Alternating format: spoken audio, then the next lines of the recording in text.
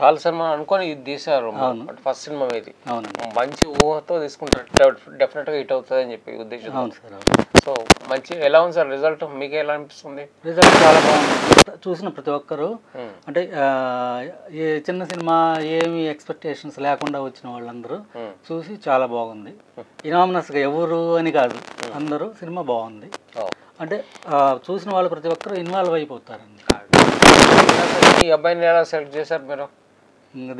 ఇది యాక్చువల్గా ఈ కథలో ఏంటంటే హీరో క్యారెక్టర్ ఏంటంటే అంటే ఒక మిడిల్ క్లాస్ అబ్బాయి ఎలా ఉంటాడు అలాగే ఉండాలి. అవును, డబ్బులు లేక గడ్డం పెంచుకొని జుట్టు పెంచుకొని కటింగ్ చేసుకోవడానికి అంత మిడిల్ క్లాస్ ఉండాలి.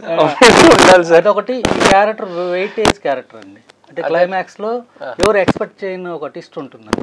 ఈయనే చేస్తాను అర్థం, ఇది నాకు కొంచెం డౌట్ వచ్చింది.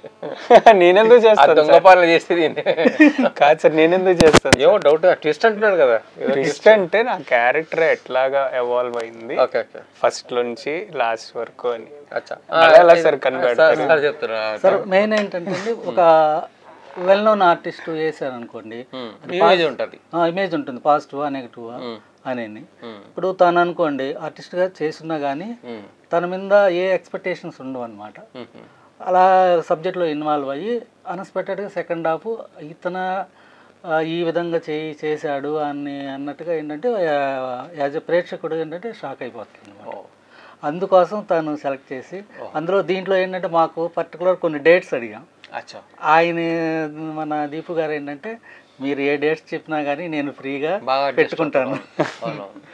అందువల్ల ఏంటంటే మేము తను యాక్చువల్గా ఏంటంటే వేరే ఎవరెవరో అనుకున్నాము.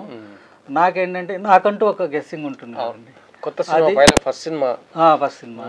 సరే ఏంటంటే ఈ క్యారెక్టర్ పర్టికులర్గా ఎక్స్పెక్ట్ చేయకూడదు అని. హీరోయిన్ కూడా ఏంటంటే అమ్మాయి ఏంటంటే మీకు ఓకేనా డైరెక్టర్ గారు అని అంటే మాకు ఓకే అండి. సాయి ధనుష్క అని. ఎట్లా పెట్టారు? ఆమె యాక్చువల్గా కబాలీలో చేసింది, రజనీకాంత్ డాక్టర్గా చేసింది. ఆ తర్వాత షికార్ అని ఒక మూవీ వచ్చింది మన తెలుగులో. ఆ తర్వాత ఏంటంటే అప్పుడు కబాలీకి ఇప్పటికే అమ్మాయి చాలా వేరియేషన్ ఉంది. కాకపోతే ఏంటంటే ఆర్టిస్ట్గా చాలా మంచి ఆర్టిస్ట్.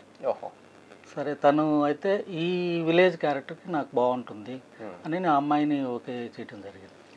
అది సార్, అదే హీరో హీరోయిన్ ఆ రకంగా వచ్చారండి. సో ఈ సబ్జెక్ట్ ఫైనలైజ్ చేశారు, రిలీజ్ చేశారు. అవును సార్, తను హ్యాపీ. Very good sir. అయితే ఎట్లా కోటి గారిని ఎట్లా అనుకున్నారు? కోటి గారు అంటే నేను బిగినింగ్ డేస్లో ఆయనతో ఒక 5-6 సినిమాలు కలిసి నేను అసిస్టెంట్గా చేశానండి. మా ముత్యాల సుబ్బయ్య గారి సినిమాలంటే కోటి గారేనండి ఆల్మోస్ట్. ఆ రేపోతో ఆయన కలవటం చేశారు మీరు. ఆలయం అని హనీ రోజు శివాజీ గారు చేశారండి. అదే లాస్ట్ మూవీ. ఆ తర్వాత ఆయన సినిమా చేశారు. హనీ రోజు ఇంకెవరు? శివాజీ గారు, మన ఇప్పుడు హీరో శివాజీ పొలిటికల్ గా బిగ్ బాస్ ఆలయం కృష్ణ గారు డైరెక్ట్ చేశారు. అది దేవాలయం. ఇది ఆలయం డే కట్ చేశారు. ఇంకోరు ఎవరైనా చేస్తే ఆ కట్ చేస్తారు, ఆలయం తీసి లయం. సో మొత్తానికి మంచి సినిమా తీసేసారు, మంచి రెస్పాన్స్ కూడా వస్తుంది, చాలా మంది చెప్పారు బాగుంది. అందువల్ల మేము సందీప్ని పిలిపించాం ఈ షోకి.